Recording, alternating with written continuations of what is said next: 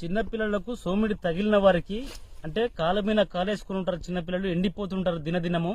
మరి అలాంటి వారికి ఇది పాత చెట్లు, సోమిడి చెట్లు, ఇలాంటి చెట్ల దగ్గరకు వచ్చి గురువారం కానీ, ఆదివారం కానీ, శుక్రవారం కానీ దర్శించుకొని దండం పెట్టుకుని ఇట్లా మనం ఇంత పరిమాణం చెక్క తీసుకుపోయి దీన్ని నీళ్ళల్లో మరిగించి వాళ్లకు స్నానం గనక పోయించినట్టయితే వాళ్ళకి ఆ సోమిడి నుంచి తగ్గిపోతుంది. చెట్టు యొక్క ఆకులు ఈ విధంగా ఉంటాయి చెట్లను పోల్చుకోనికి.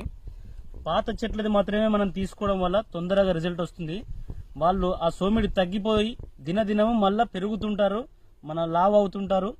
ఈ లావ్ అయ్యి వాళ్ళకు మంచి ఆయురారోగ్యాలు ఉంటారు. ఏడుపులు కానీ, పిడబొబ్బులు కానీ చిన్నపిల్లలు మానుకుంటారు.